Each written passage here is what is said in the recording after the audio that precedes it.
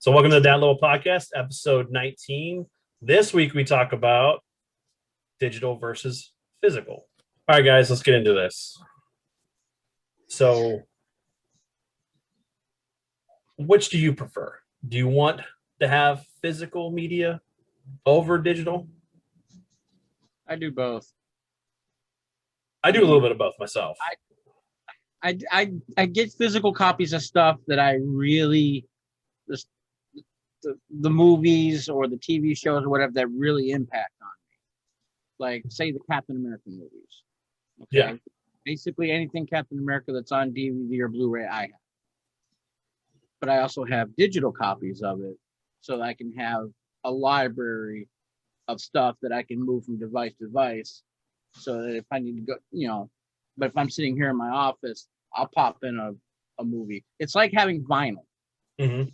There's something just about having vinyl, and I've got a decent vinyl collection started after years of not having anything. And yeah, I'll have digital forms of music, but at the same time, if I really want to hear how it was, some of this stuff was originally meant to be from my generation, way back, whatever, I'll just pop on the album, the vinyl, and I'll enjoy that. So if you going all digital is good for some people. That's for me, the way I see it is if you're really on the move, or if you're, if you're one of those people who doesn't have a house, you have an apartment that you sleep in. I don't know. What's only so much space that you can have allocated to what you have. Right. I mean, they have like a bed and they go in, they make something to eat, they get up and boom, and everything else is outside the door for their life. Yeah, having a digital thing that you can access, that's the way to go for them. But for the audio file or the video file, the people, they're going to want those physical things so that they don't have to rely on these devices that can crash or have to be recharged or stuff like that. Something you can plug in, you can put the vinyl on the record player, run it through the stereo system.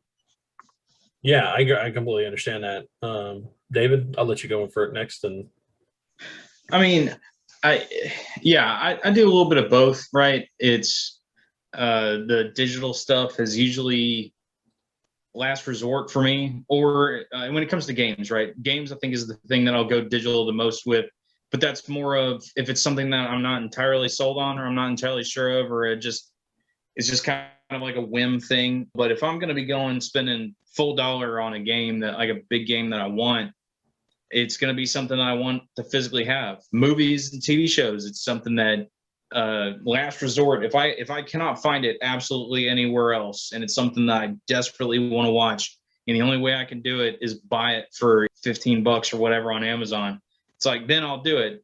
But I've been burned on that a couple of times. Like the first time I found out about Turbo Kid, and I was like, this movie looks great. This looks awesome. And I found out it had been not kickstarted, but it had been crowdfunded on some Canadian. It wasn't Kickstarter. It wasn't Indiegogo. It was some other random thing. And it didn't seem like they were going to be selling it or doing any of that. I couldn't find it streaming anywhere. I could only buy it on Amazon. So I bought it on Amazon. Very next week, it was on Netflix. I'm like, crap. And then a couple weeks later, all of a sudden, the Blu-ray's up on Amazon. I'm like, well, I like the movie so much. I physically bought it. So I technically can watch it straight through Amazon, but at the same time, I've got a physical copy of it. But I've thought more and more about trying to set up some kind of like home cloud server, because kids do not know how to put movies back right. And I've had so many times where I've gone back to a Godzilla movie and opened it up, and the thing was just rattling around in the case. I look at the back of it, scratched all to hell. I'm like, well, guess I got to rebuy that movie. Good thing these things are cheap, and move on my day. So in terms of buying it digitally, like I said, it's kind of a last resort, but I do like the idea of migrating physical media to a digital format because of the easy accessibility to it. Yeah. Well, for me, it's a little bit of both. If I can get a retro game that's going to be digitally released, I'll get it, because it's one of those convenience things. But it's like, yeah, I do collect old games and old movies and things and Blu-rays and 4K stuff, and it's great, the convenience of being able to go and say, oh, I don't have to go grab it off my shelf. I can just sit here and watch it digitally. But I'd rather be able to own it, because my internet could go down. Oh, great. I just got this movie off of Amazon Prime that I wanted to watch, and my internet's down. So Yeah. it's like, okay, well, I guess I'm gonna watch something else. Yeah. You never know how things are gonna be. And it's, well, do you really own the material? Even though you purchased it, do you own it? The last time I think we watched the Peanuts movie, it had just a little bitty fine scratch in just the right spot. So going along and Charlie Brown's getting on the bus and all of a sudden it skipped 8 scenes and there's a whole section of the movie that's just missing, and I can rewind up to a point and we can watch from that point, but then there's just that section of it that just got blown away. That drives me nuts. Yeah. Or you have the movies that like that you don't realize when you bought them there were problems with it, so you finally get a chance to watch it and it's a manufactured problem. Yes. 30 Days a Night. The Twice. first copy of 30 Days a Night I bought did that crap to me. And then I rebought it, and the second one I bought did that crap to me. And then I refused to buy it again until a couple years later. I went and I bought it a third time for like dirt cheap for like $5, and finally it worked for me. Mhm. But yeah, that drives me nuts. 80s and 90s and the 2000s were really good for having physical media. It wasn't until when Netflix came around, they started trying to do streaming and stuff. And I'm sure there's other services out there that started doing where you could buy things digitally. And it's a good source to be able to find things that you can't find physically. Or if it's out of print completely, Yeah. when the only version you can get is a VHS copy that's maybe costing you $200 to $300 or whatever. And I've seen it. I mean, it was funny because like Fright Night Part 1 and Part 2, you know, you had Roddy McDowell and I can't remember what the main character's name as actor was. I know what the main character's name was, Charlie Brewster, but I'm thinking it's something Ragsdale. I can't remember his first name. William Ragsdale. William Ragsdale. Yeah. Okay. Yeah. Both those movies got a DVD release. There was something wrong with the rights when they were trying to put it on Blu-ray, that they did run of the first one and then they the second one, but they didn't get it completely. So like that Blu-ray version like was skyrocketed crazily. So like even like my DVD version I have right now, still I had to buy the European versions for both, so like we can have it. But it's just crazy how like certain things that you enjoy watching and you hope that it would continue to be available for you to watch, it, you know, goes out of print. You know, it's not like now where, you know, you can find some things digitally and you're like, you're set. You can find books, you can find movies, music.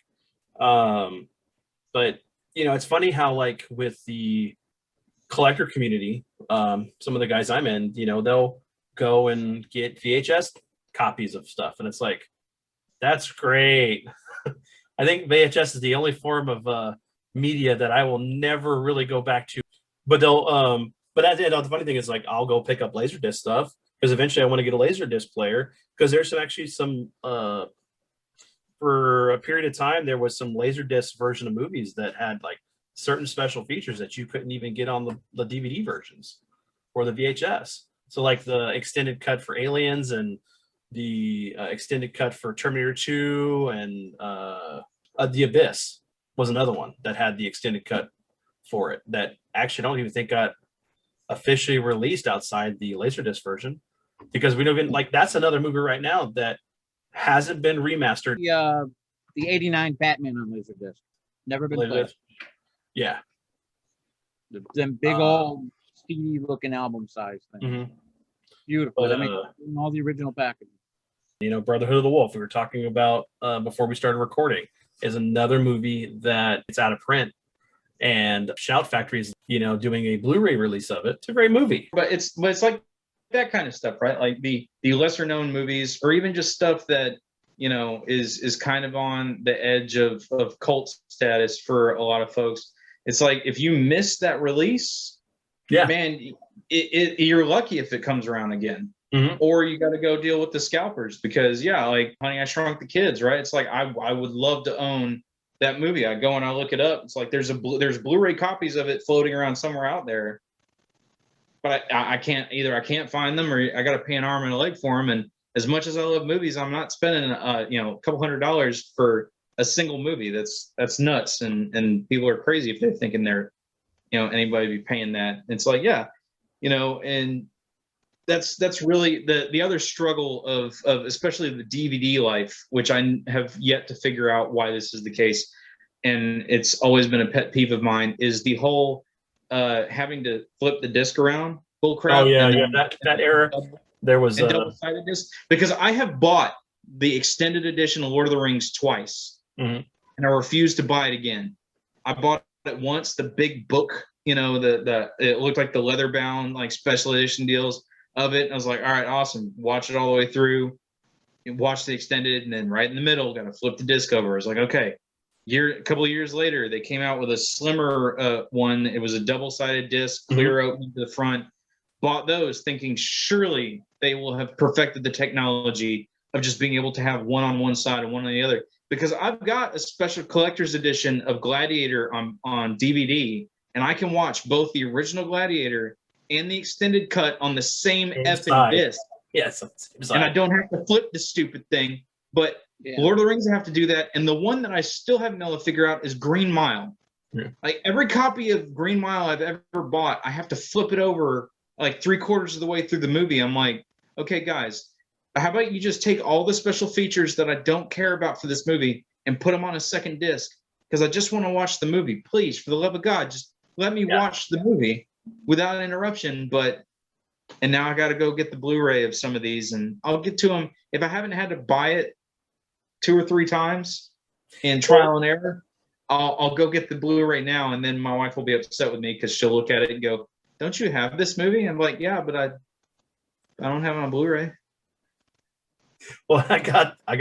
Speaking of the Lord of the Rings, the extended cut, I ended up getting the Blu-ray box set for all of them, for like $50 or something like that. Went on an Amazon sale for Anna for Christmas one year, and it's on the shelf. I haven't watched it, but I haven't checked to see if it's got the it's all in one disc or not. Or have to put a second disc in. It has. Okay, you need to do that review and let me know, because I swear to God, if I went and spent money and bought the Blu-ray of Lord of the Rings and I get halfway through that piece of crap and I have to flip the Blu-ray disc, I think I would break it. I would just walk outside and throw it in the ground and beat it with a bat and just set that thing on fire. And I would swear off ever watching a single minute of any of those movies again. That's just as bad as Andrew with his whole thing about Dragon Ball Z. Like at the time before the Frieza saga stuff and the Ginyu Force shows up and all that stuff, when it was on like 39 at the time, and it would get to the point when the Ginyu Force is about to show up, and then the next day it was like, oh no, it's Raditz. So it's like, oh yeah, this is the reason why I got a Dragon Ball, because every time I'd get into it, I was hoping that they would put the new stuff on. Nope. Raditz is coming down, and I watched Dragon Ball through the Saiyan saga all the way up until the point where Goku arrived on Namek. Yeah. It was like, Goku got here. He's about to go beat up Raccoon because Raccoon just decimated everybody. And it's like, all right, awesome. Here, nope. Back to Raditz. It's like, hey, guys, can we what's taking so long? Like, what is going on? Y'all had, and it was like that for like a solid year and a half of just Saiyan saga up to Goku's at Namek. Part of it was because the fact that at the time it was a Canadian studio doing the dubbing for it. It wasn't until Funimation got the rights and they started doing it, and that's when they put it on Cartoon Network. Because Cartoon Network actually was able to do past everything, But that was like while we were in high school. Dragon Ball Z was on when we were in like middle school, elementary, middle school.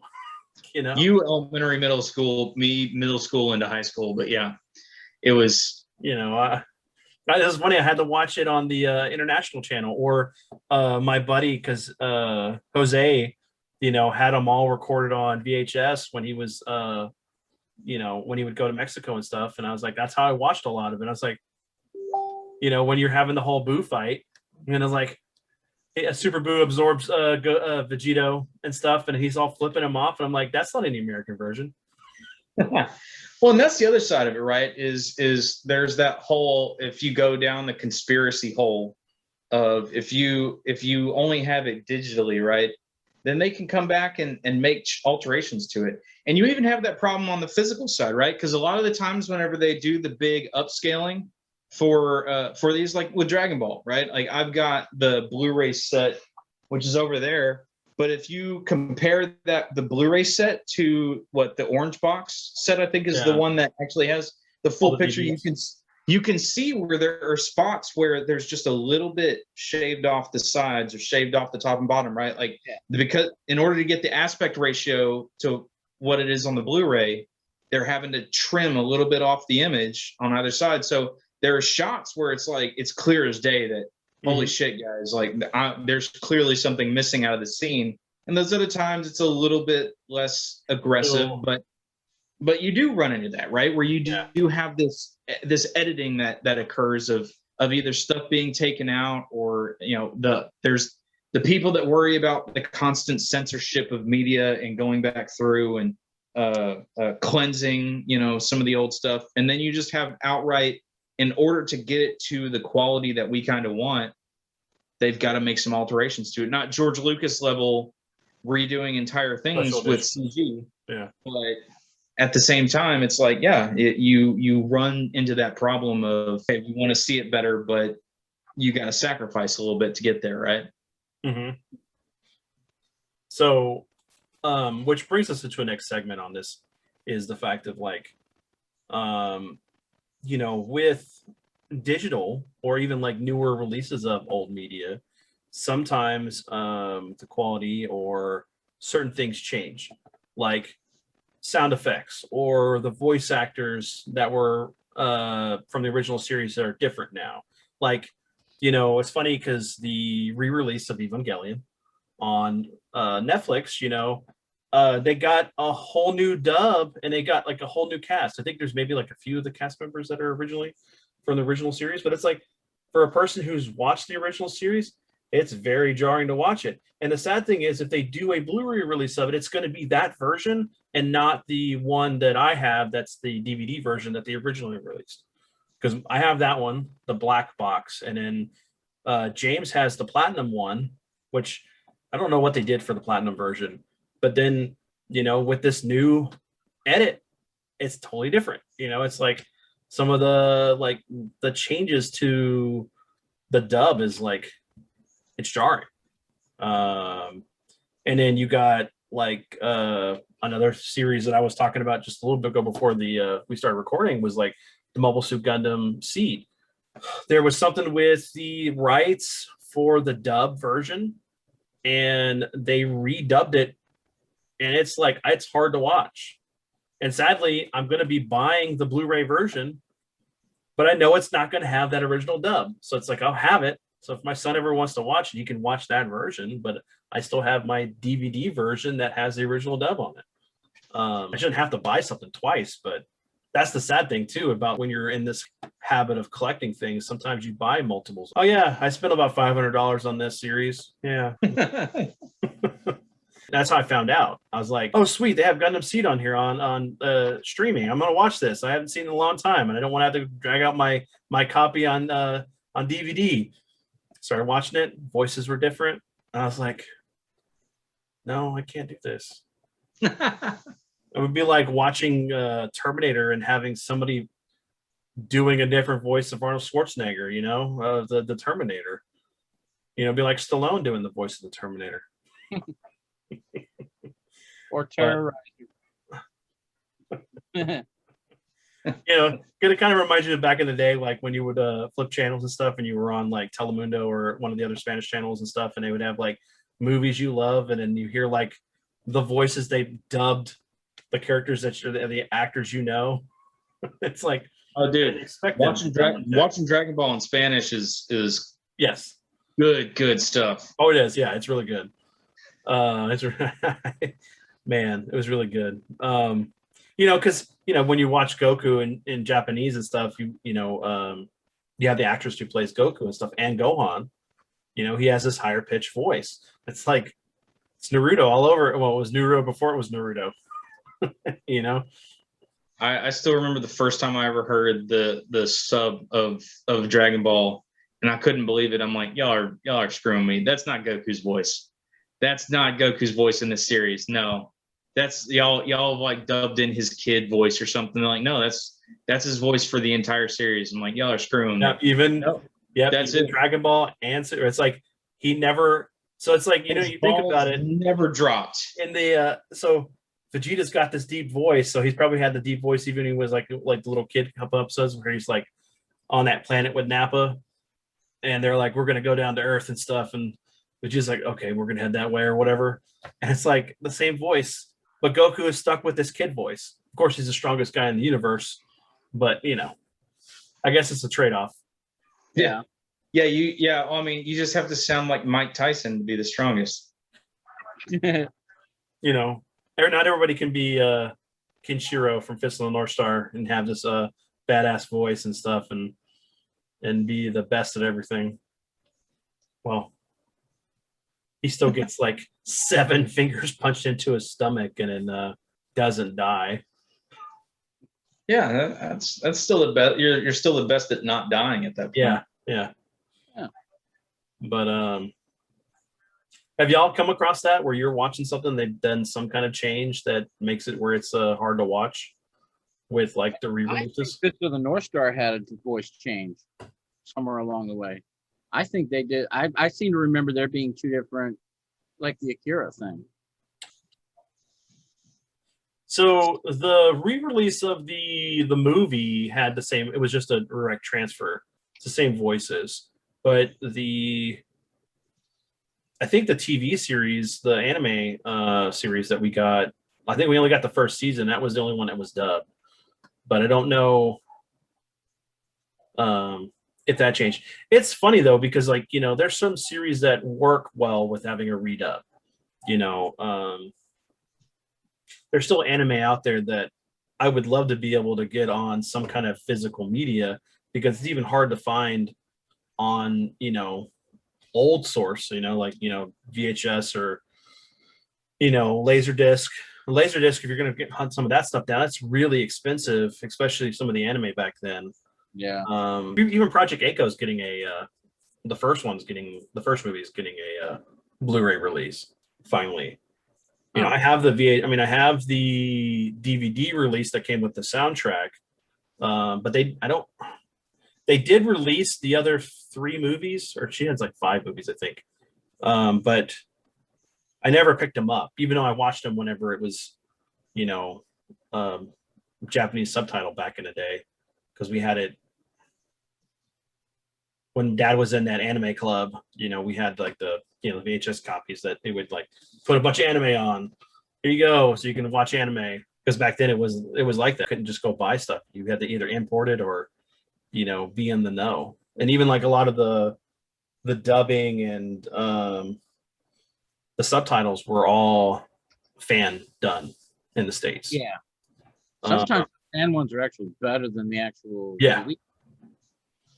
Because even like the Vampire Hunter D, the original, not Bloodlust, because that was the funny thing about Bloodlust was when they were doing that, they did a simultaneous release basically. So they were actually dubbing it in Japanese and English at the same time. Oh. So, but the original, I remember seeing that,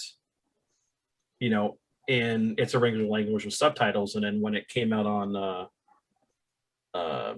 VHS, that had that same, had the voice actor, and then when they did the Blu-ray release just recently, it had the same original. It was the original dub. So, but yeah, it's just that. Go ahead, Dave. I was gonna say I can't think of too many instances where I've had anything really jarring in between releases. Although it's really not so much. It's almost like the one that I can think of is the title song for Rurouni Kenshin.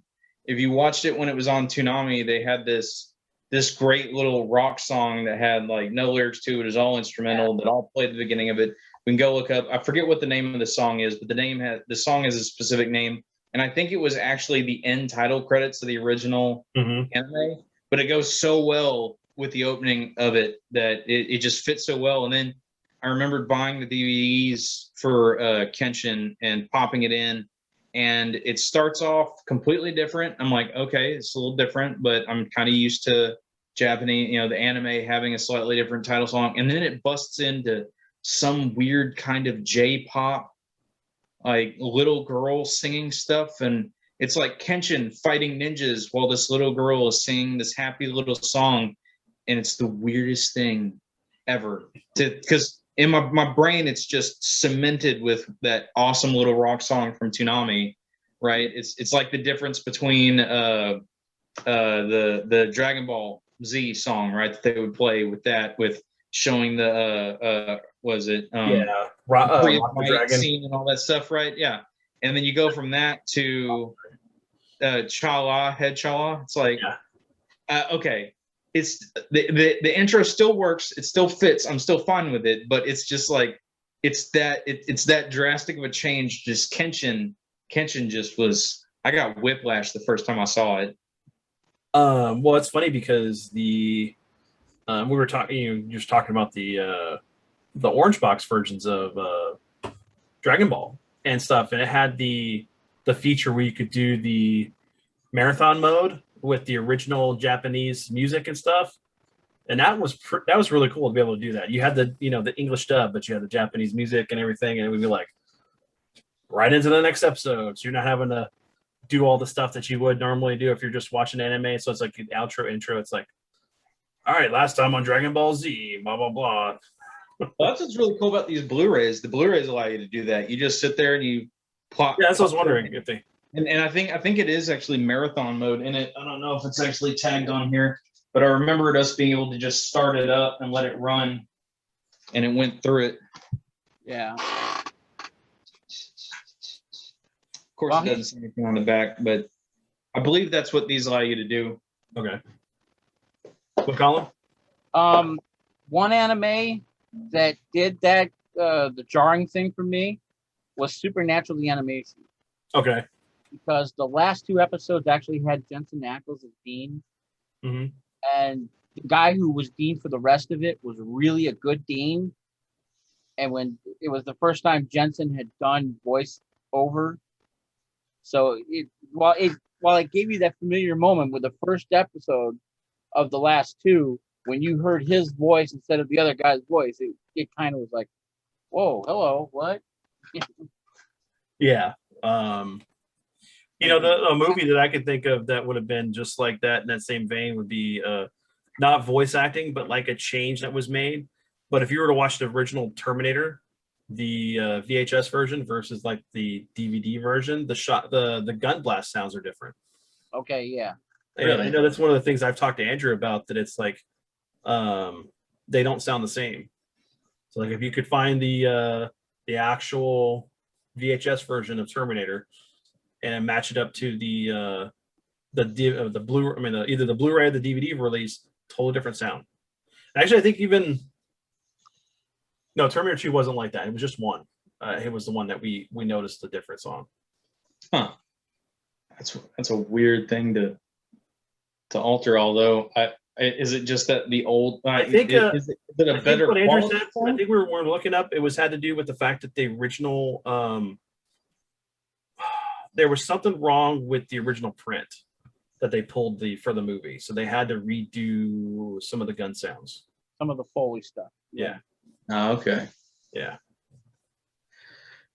But I mean, like stuff like that, right? It's understandable. You can kind of roll with it, live with it. It's the kind of stuff. It's more of this where you start getting into the more frustrating aspects. Is like, Star Wars, right? Is famously a problematic of how much crap George just kept changing over and over and over and over, and adding and manipulating and changing. It's like, we just want the thing that we love. Like, I know my parents, we didn't have the special edition that had the original cuts of it. It was just at my house, my parents taped it off of network TV.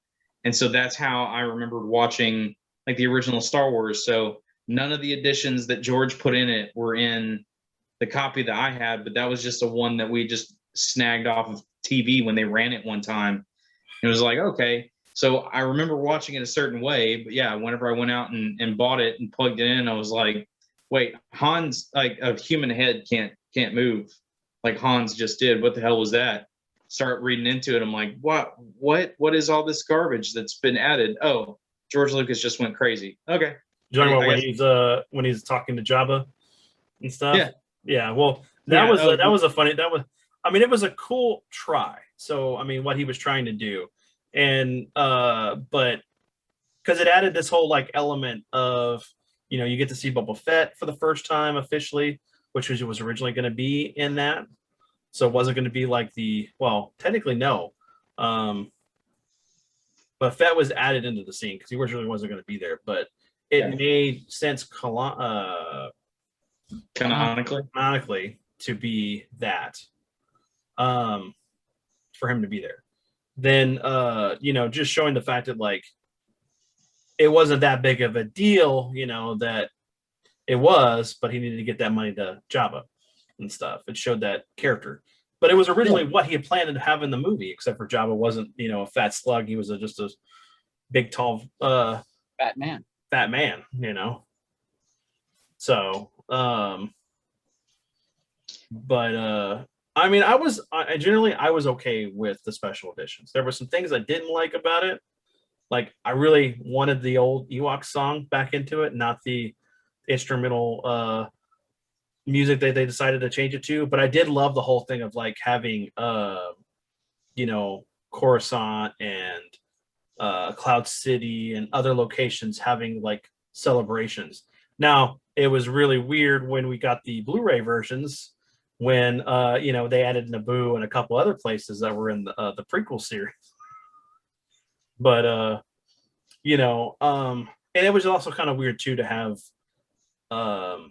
you know, Anakin show up, you know, Hayden Christensen Anakin show up as his light side Force ghost than, you know, the David Prowse, I think it was. Yeah. You know, so but there was like thing like I love the whole like Mos Eisley stuff that they added to it. I mean, don't get me wrong. Like you can do positive edits, right? Like you can absolutely add stuff that enhances it. But then there's just other stuff that, again, the most egregious example is the constant changing of what did Han do to Greedo and what did Greedo do to Han. Who shot first?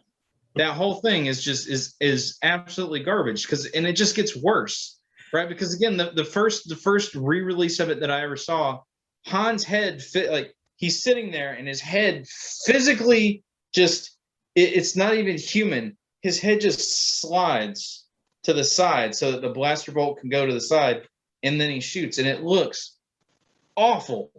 And then in the new one, it's like they've sped all that crap up, so his head doesn't shift as awkwardly or as quickly to the side. It's just a little bit over, so that. But you got him like picking at the hole in the side of the wall over here and stuff, and it's like, it's like he's like guiding Guido to, you know, shoot the wall right here. Yeah. And just it's like crap like that. It's terrible. Okay, if you want to go in and you want to kind of like clean up a little bit, it's like that's fine. I understand you want to add a couple animals there in the background where the stormtroopers are standing around the desert. All right, it's fine. You want to see a little animal walk in front of the camera for a second. Okay, that's all good. But like when you're manipulating your characters in such a way that it just looks awkward as hell. It's just like, just don't do it. Just avoid it. Just say no, guys. Someone needs to just walk over there and be like, George, what are you doing? No, George. Sometimes you just need to be told no. Yes. Because sometimes you're going in a direction you just can't come back from. He had too much power at that point. He was too far gone. But yeah, but I mean, that goes back again to the whole issue of even in cases like that, right, where it's hard. You can't find that. You have to have that one specific edition of whatever, and it's not like you can even go find those digitally now, right? You have to. Yeah, because I mean, you're gonna have to pirate it somewhere or something like that. Yeah, somebody would have had to upload it somewhere. So now they did do. So when they released the, you know, the original trilogy, on DVD, with the special edition stuff. They did release a version of those later on with that you had the special editions and you had the original versions. Right. Now, I bought the Star Wars one that had that ability, a New Hope that way, because, I wanted to have both of that. But as far as like Return of the Jedi and Empire Strikes Back and Return of the Jedi, I actually enjoyed the special editions, what he did to those. It was Star Wars that I had really more big problems with. It's there was supposed to be a scene that was originally, I think, storyboarded with in Cloud City, where that, especially where 3PO goes in there and stuff, and it was supposed to be stormtroopers sitting at a table in that room, and that's when he's like, "Oh my gosh, I went into the wrong room. No, no, no!" And they shoot him. Right? That was actually supposed to be something filmed that they was storyboarded, but they never filmed it. But I was one of the things that they were talking about they were going to put in the special editions, but they never did. They were also supposed to bring back the whole thing where Luke finds Biggs on Tatooine and talks to him as the battle's going across the thing. That was originally in the theatrical version, I think originally, that Colin and Dad saw. Oh. Yeah. That they took out for the other releases. When they re-released it, I think that December? I think so, yeah.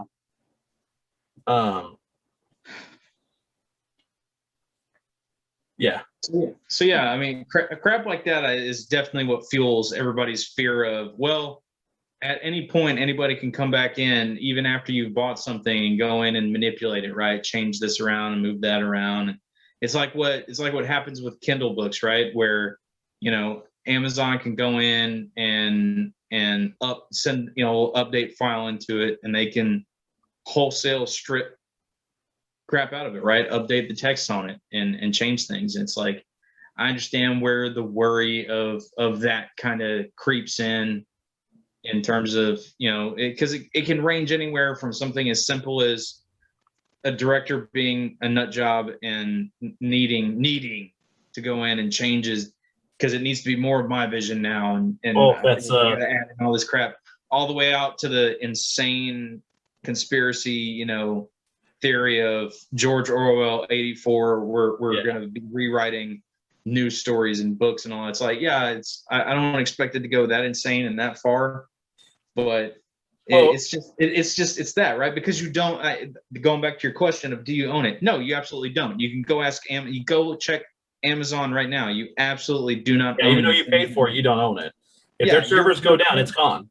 Yeah, you are paying full price for the rights to stream it. You are not paying to own the damn thing. It's like but that's where everything's moving, right? Even in like my work, right, or in a lot of places, when it comes to software, right? You don't go and buy the physical disk of software anymore.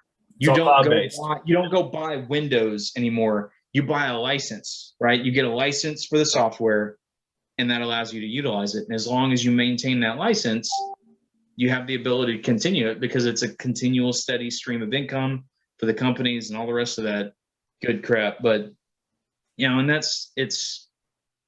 I understand it, right? That's the business model. That's what it's going to. It allows them to better, have that continuous stream of capital to be able to continually update and all that stuff and refine their product. But at the same time, it's like, all right, guys, how far does it go though at this point? So let me go back to one, because we were talking about like directors that go in and like they try to like make it even more their vision after the fact, because they've changed their lifestyle or they have a different point of view. With like Ridley Scott, prime example. He's done to Aliens and Blade Runner. It's like, sorry, but in the book, do android dream of electric sheep? Deckard's human. He's human in the movie, unless you watch the director's cut. But the little unicorn that gets put everywhere, that was added after. It's not the original theatrical version. Wasn't the original theatrical one the one that had the voiceover, right? Yeah. which is not exactly the most beloved of the 80 million different cuts of that movie. True, very true. But I enjoy it well enough. It's fun. Well, I mean, it for what it is, it is what it is. Yeah. It's, I don't know. That's a whole topic on its own. It's something I'd actually like to have my dad on about Blade Runner, but it works better having Deckard human because it plays parallel to the fact of these synthetic humans or androids that are wanting to be human, and then the human race is becoming androids. So it's just like kind of like crisscross parallel. We're no longer human, we're no longer feeling, and everything is like ones and zeros in our life, but like the robots want to be human, they want to live longer, they want to express, it's Feel. yeah, they want to feel, they want to be able to procreate, they want to be able to do all these other things that was taken away from them at their design. To have Deckard be a robot, it's just like, okay, yeah, so he's a robot hunting robots. It takes away the emotion of the audience because he's our through character. He's the person that we're going through the experience for what's going on in his life. I mean, he's just a crappy Mega Man at that point. Yeah, exactly. He's gotta have blue hair. Sorry. That's right. Yeah. See, that's what it was for anyone who's out there clamoring for a Mega Man movie. Just watch Blade Runner and just imagine Deckard is a robot, and you're good. You're good to go. Like Roy Batty is Dr. Wily, except for he doesn't create the robots. He just happens to be Guts Man. Yeah, there you go. With brains and There you go. Where's that video game movie? Yeah, exactly. That's the one. Yeah, Mega Man does need to have a video game movie, something. Even like it would be really cool to have like what they did with the Astro Boy CGI movie they did, but not have it to where like, oh yeah, he was originally human and been destroyed, and they take the DNA from the hair, and that's how he gets his memories. It's like, I enjoyed the movie. It was a good movie, right? But that was a little far fetched. I mean, but and even then, right? Mega Man, right? So you had the what was it on the PlayStation 2 and the GameCube? You had those collections that they came out with, and I think those are the only recent re-releases that had the they have the old Mega Man racing game in them, and then I think the old fighting games in them as well, where you got the ending that everyone points to, saying that Proto Man is the basis for Zero and all the rest of that nonsense. It's like, again, crap like that. It's like in the world where we have all these remakes and remasters and all this stuff, it's like, it's great, but again, kind of like what we talked about, if you miss out on that window of here it is, here's this thing that I wanted, that I can have, like, yeah, we're gonna give it to you this one time, and then it's gonna be gone forever. And there's some companies that are really good about then putting it out there digitally, but then especially with games, right? I think games more than anything suffers from, there's this huge back catalog of crap that's like, yeah, I would love to be able to go back and replay that. It's just, I don't own, an original PlayStation anymore, and my PS3 isn't one of the ones that's completely backwards compatible. And even then, some of the old, 60 gigabyte PlayStation 3s, some of the like Square games would crash on it. Like, I think Chrono Cross, you can get up to like halfway through the first disc, and then you just can't play it beyond that point because of something about the emulator just crashes and it won't move forward. It's like so stuff like that. It's like, you guys, y'all got all this ability, and it turns into a question of, all right, what's the best way to distribute that, right? Is it a subscription service like PS Now and all that other stuff to try and say, hey, or like, Xbox Game Pass and all that to give you that library, and that's how you get to it? That gets the whole thing too, because like video games are a special medium, because even like with books, you can get reprints of reprints, and you can get the digital versions of it, with the Kindle or the audiobooks and everything. So you have some way to get some of this stuff. Video games at this time right now are going to get to the point where unless certain media is either put on a new streaming service, there's going to be a whole generation of kids that they'll know of, like the Nintendo, the original NES, but they're not going to have access to those games because eventually, as much as I'm going to preserve as many of my games and my son will be able to have them, and hopefully his kids will be able to have them because he'll preserve them as well. But eventually that, disc rot was CDs, compact disc, the PlayStation. Eventually that stuff's going to have disc rot. And it's going to be unplayable. And you could say the same thing for like the chips in, cartridges. There could be a point where that stuff starts to, because of, the world changing and things that may be in the air that may make it more corrosive to, that, the chips back then. It could destroy itself, Yeah. On top of all the other threats to it, just from kids spilling crap on it and you dropping it that one time, or not that displayed correctly. That box that just slipped off the corner just right and landed right in the middle of all your stuff, and you're like, or your cat walking over to your drink while you're sitting there, and they just go, "Oops," and it just takes out your stuff. Yeah, no. But yeah, video games are going to be one of those weird, because you could see it now with some PC games. There's actually like certain PC games that you really can't play on modern computers. You have to literally go find an old computer, and then hopefully they get it running to be able to install what you want to play. Yeah, you gotta run even like something running like DOSBox. Even then, some of those old games struggle even with DOSBox running and trying to emulate that system to allow them to go. But yeah, even then, there's some games that will crash because it's not running on the hardware that it was designed for. Yeah, because it was funny because I wanted to play. Was it somebody I was watching on YouTube was playing through Blade Runner, the PC game? It's kind of like a spiritual sequel to the first Blade You Runner. mean the movie Soldier? Does take place in the same universe, but I couldn't play it on my computer. I had to go find some kind of software to allow it to be able to play on my modern computer at the time. Right. Like, this is awful. Why do I have to do this? But once I got it working, I was like, okay, I'm good. I'm playing it. But then GOG released a version of it that you can just play.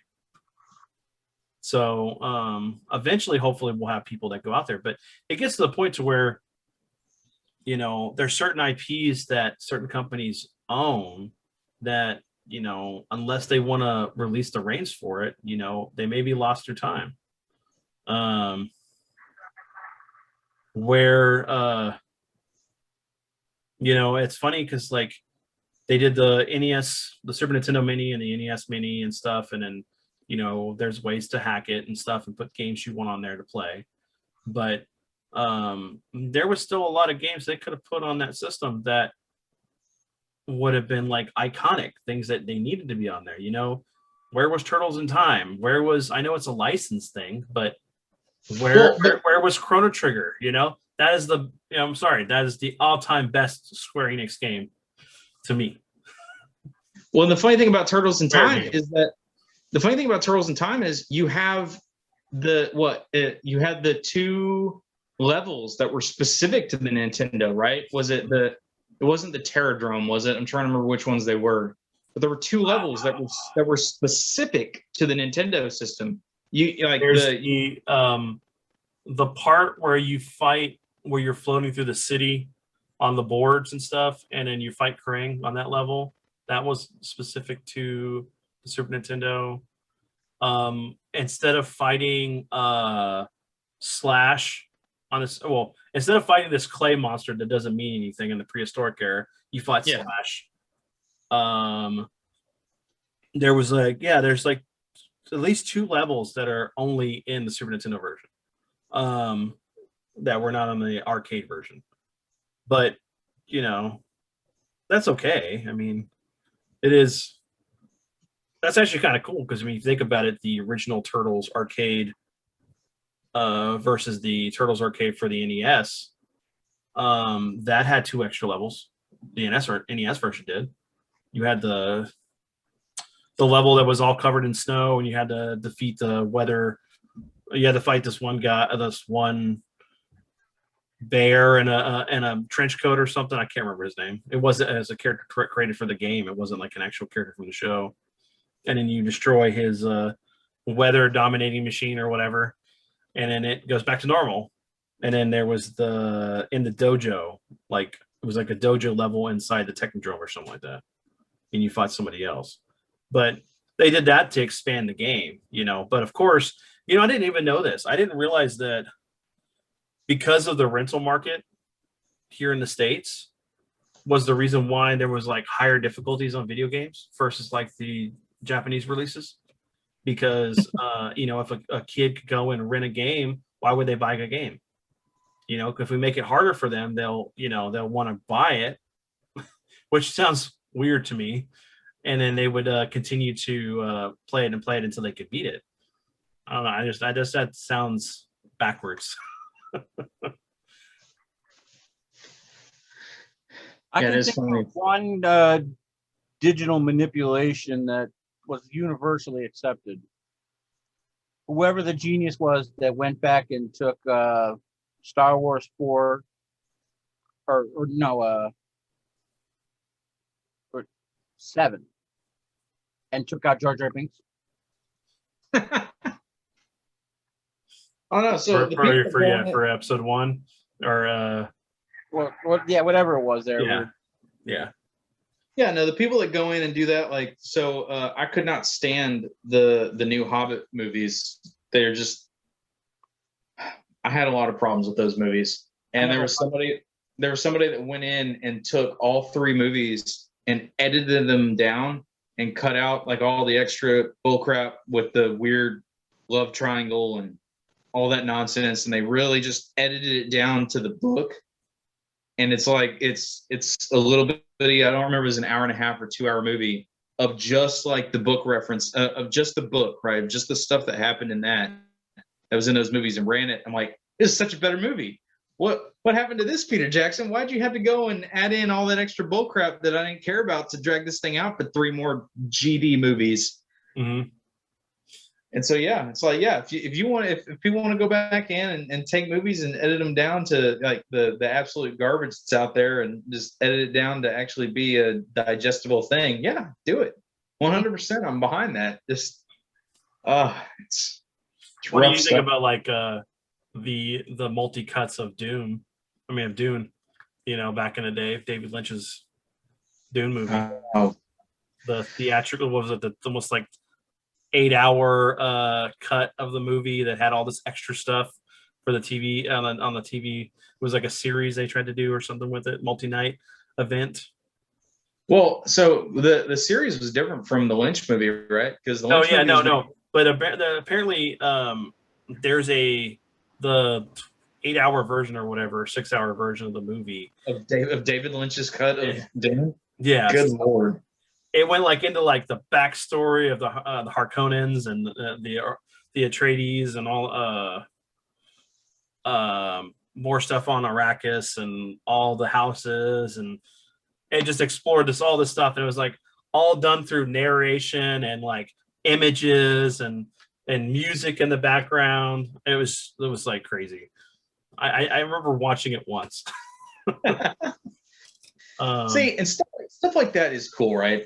Again, it's whenever you do have, because there's tons of infamous cases of movies or films or TV shows where there's that one thing, right, that got put on the cutting room floor that's just turned into a legend of, yes, there's this cut of this one movie where this one scene happens that completely changes everything about the movie, like the one I'm thinking of right off the top of my head, I think it's Scarlet Street with Edward G. Robinson, where the ending of that movie is supposed to be this insanely nihilistic, dark ending to it, but the the folks behind the movie didn't like it, so they made the director go back and reshoot the entire ending and stuff like that, right? Where it's like or we were talking earlier about Pet Shop of Horrors, right? And you actually get to see that ending now because they still had the footage for it. They were able to put it together. Oh, And hey,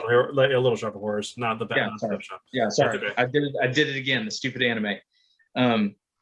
Yeah, being able to see, hey, here's the actual really, here's the true ending of that movie. It's like, oh man, this ending's great. Yeah, Like, Audrey dies, and he Seymour dies, and Audrey 2 gets to take over the world, and that whole that's right. yeah. They just take over.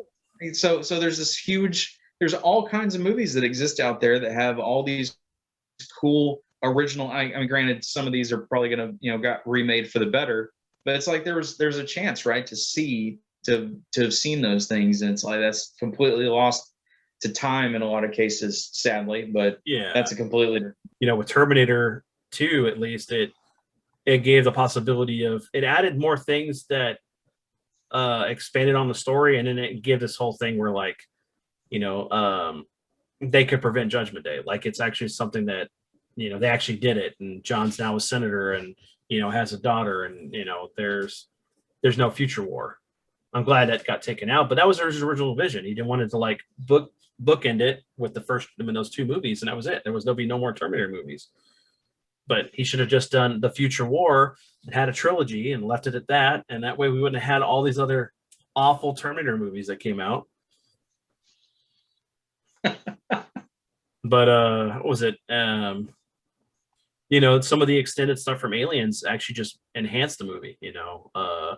With the automated turret guns that they have on the when they barricade the medic location and stuff, and the command it's the medic and communication area, and the aliens are coming from both sides down these two hallways and stuff, and they're trying to stop them because they're testing out the defenses. That was such a great scene. The scene that they were originally going to have a scene. They filmed it, but it was never put in the movie, where Ripley finds Burke cocooned, and when she's searching for Newt and stuff, and he realizes he was an asshole. He's like, Ripley, please kill me. And you can actually, I think you can find it somewhere. One of the guys I watched was Alien Theory was talking about it, but apparently there was footage filmed for that. There was another one that it's along those same lines, but I can't think of it at the moment. But going back to what our overall discussion thing is, like, it's funny that everything was so analog back in the day, and everything was very physical because technology wise we didn't have the ability to to stream or to store things like this. Everything was on a record or on a cassette tape or a VHS tape, or backed up on like a billion freaking floppy drives. And as technology's grown, it's like it makes it easier to do these things, but you got to think about like the general consumer. Most people have computers in the house, but they're not going to sit there and put their library of what their movies are and then create a server for it. So for them, it's convenient to, oh, I'm just going to go and get it digitally and stuff, and no big deal. I can watch it and then I can move on to my next thing. But like for us who kind of want to preserve it for our kids and our kids' kids, because it's something we grew up and it's an actual, kind of like a window into our past, and who we are. These movies are things that made us, everything that we watched and influenced us are the biggest things and that mean the most to us. Of course, going back to the whole nostalgia, that's why it's such a big thing because no matter how bad things are in your life, you can always look back at, like, watch a movie that you watched back then and be taken back to that moment when you were watching it and remember all these old great things that were going on in your life. Or, maybe that was the thing that was helping you escape from the problems you were facing back then. We do it now too. But whether digital versus physical, I don't know, it could be a double-edged sword. Some people want to have that whole minimalist lifestyle, and they want to have these tiny homes and stuff because, but most of these people, either they read or they watch and consume media. So they may end up, there's a reason for them to be able to have something that's digital where you can stream it. The streaming format. And technically it goes to that too. Do you have it digital where it's something you store physically yourself? Or is it something that you like Netflix where, you pay for the service, you watch it, and, you're lucky if that's there then maybe the next month or maybe 6 months down the road when you want to watch it again, and they may have rotated it out. Yeah. And I mean, really at the end of the day, I think, the only point, and I get there's all kinds of legal crap behind the reasons why they do all this nonsense. It's just the sticking point for me always comes back to is if I'm paying you $20 for this, I better own it, right? I'm not going to pay you $20 one time just to be able to have the right to stream it, just for you to be able to revoke those rights for me whenever it, all of a sudden you don't have the rights for it anymore. It's like, I paid this amount to be able to stream this, to watch this at my leisure. And that's where it just kind of comes down to, it's like, if it was different price points, right? Because you're paying full price for a digital format of a movie that you don't own, right? That's the part of it that just sticks to my craw about it. It's like, no, Amazon, I'm not going to pay you $20 for a movie that I can't hold in my hand or that can just magically disappear off of my watch list whenever you guys no longer have the rights for it because the rights, turned over to a different owner that is trying to renegotiate a new contract or some crap like that. It's like, again, I get that there's that legal side to it that they have to wrangle with and negotiate with and deal with, but it's like then charge me less, right? Don't charge me full price for something that isn't mine. Like that's why streaming services I'm fine with. It's like streaming service, really simple, pay for Netflix, Hulu, Disney Plus, all the 50 million of them. It's like, okay, but I have access to that vast library of, even though I can't find this, I can find that. But if it's something that I specifically want to be able to access when I want to be able to access it, I should either own it and be able to have that copy. Now I have that if not in my hands, then at least at my availability whenever the hell I want to. Yeah, exactly. Or just charge me less, for God's sakes. Maybe like changing the format to having a lifetime, access to it. But how would you go about that? Yeah. It would have to be set up with the actual parent company. Yeah. Whoever the deal is made with. So, and again, that's the side of it. I understand, right? And unfortunately, it's what we've put ourselves in, right? Where because people don't understand what it is they're buying, everyone just has rushed in, and the price point has been set for all this stuff, right? Mm-hmm. People have this concept, this idea that, oh, I'm buying this movie digitally and I can watch it wherever and whenever I want. It's like, no, you're not actually buying the movie. You're just buying the right to stream the movie. And that's all you're really buying. But there's that misconception, there's that misunderstanding. And so everyone has set the price point on this, digital rights acts. It's like video games with DLC, right? For the longest time, everybody was fighting it, trying to keep it from being the thing that was going to overtake the industry. And now it's ubiquitous in everything from, EA down to Nintendo. And it's just, it just kind of turns into a thing of, when are you willing to just bite down on that bullet for something that you really want to be able to have?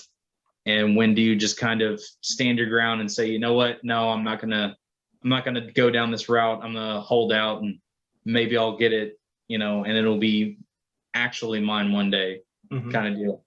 But that's Colin, you got something you want to add real quick, or no? Okay. No, I think that's a great way to end. Yeah, and I'll add one more thing, and then we can go ahead and wrap up. But that's one of the things, like with with digital gaming and stuff that I was like, why am I having to pay full price for a digital game when I could go pay full price for the physical copy and get, a placeholder disc. It's not the same as what it was.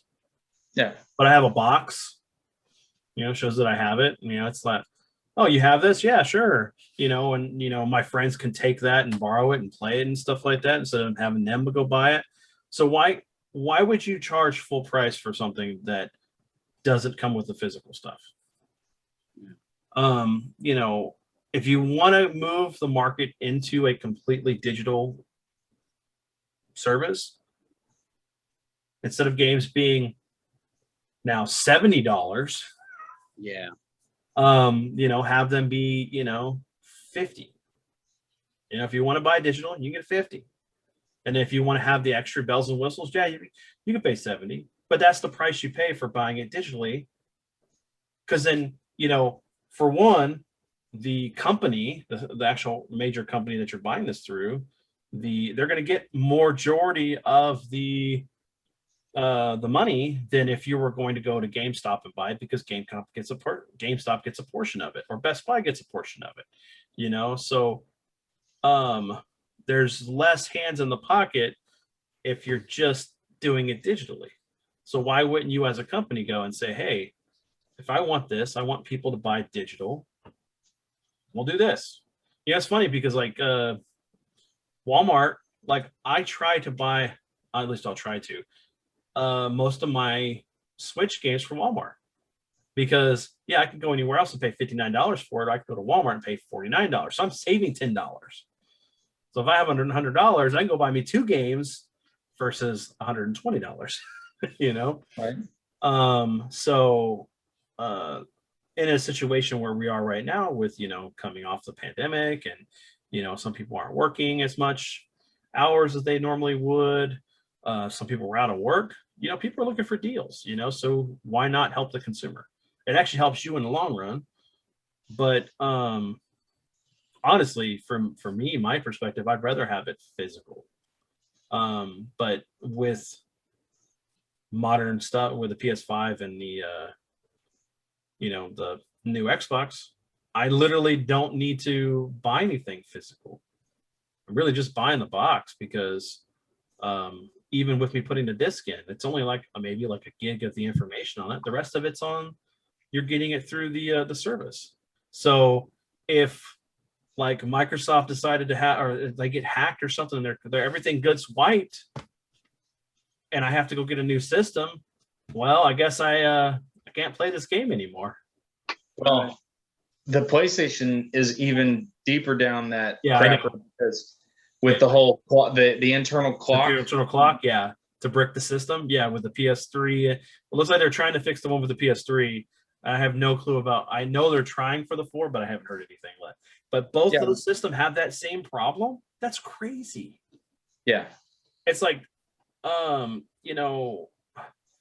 don't know why, for Sony doesn't go and do this whole thing with, all right, you buy a game, because the architecture for the PS4 and PS5 is very similar as far as like, and actually since the PS4 and the Xbox One, and then with the new systems, they all have more of a PC architecture than they did with a console architecture.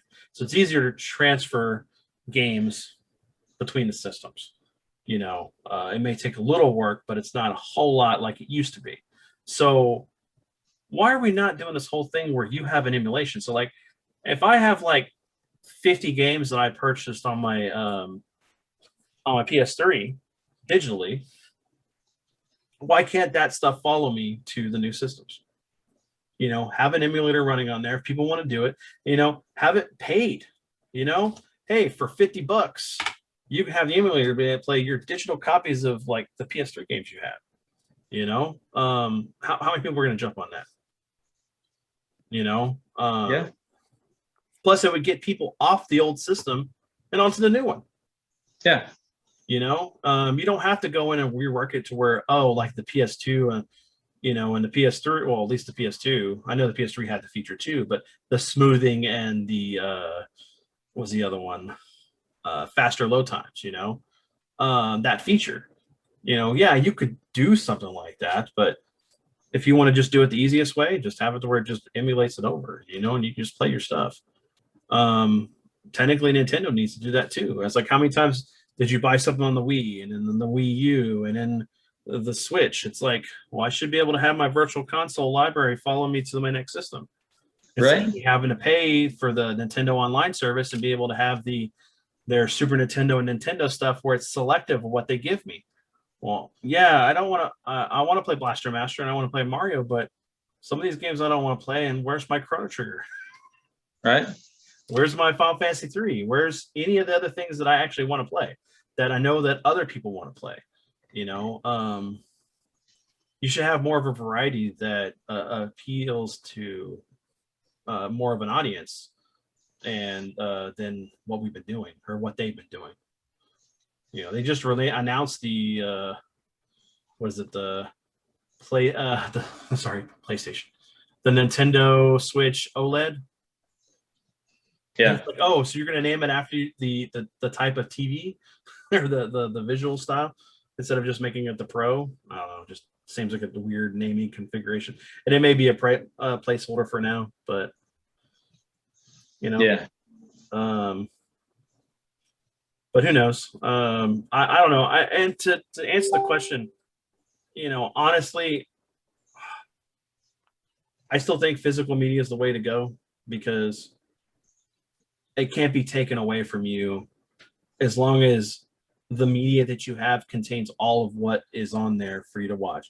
If you have to just put it in there and you have to download something extra to be able to do it, or like maybe it only has a couple of the episodes on there or part of the game and then the rest of it's download, you don't really actually own it physically. So it's like I've pondered that question too about, do I go completely digital with my PS5? Because at this point, none of the games I'm going to be buying are actually on the disc. So, and as long as my system doesn't get bricked, I can, and the servers don't go down, I can play my games as long as I have a big enough hard drive. Yeah, it's definitely a losing battle on a lot of different fronts. It feels like, right? It's like anything else, especially dealing with those price points. It's like once now the market's set it'll take a heck of a paradigm shift on the market to get it to drop or change because, if you buy digitally, this copy will sell you a part of the digital exclusive edition. You get these like 3 extra little skins for your main characters. That's totally worth the extra $20, right? No, it's not really, but whatever, take my money, I guess. And I really think that right now with people is going more towards that physical media with certain things, like Colin talking about vinyl. I've actually started getting back into vinyl, and because it's just kind of cool to hear things I grew up listening to with that same, the static and clicks and everything in the background. It gives us that authentic feel. As much as I can use my phone to stream music or have whatever I have loaded on there. That's great when I'm driving, but when I'm home, I'll put on a record, unless I have like people over and we're having a, game night or something, then I'll just put my phone on and, have music in the background. It just depends on the situation, really. Yeah.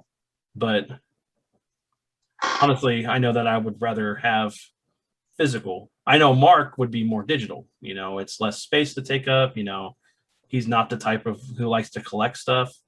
But unfortunately, I grew up with who I grew up with, and the people I grew up with, and I love them all. And I'm a collector. I can't help it. And unfortunately, my son will be the same way. It's just within our blood. Yeah. But anything guys you want to add before we close out? I blame the CD. Blame the CD. I miss my 8-track. no. Yeah, I have Atrium. I don't know. I was just a little after that window of time. It was at least records and cassettes at the time for me. Yeah.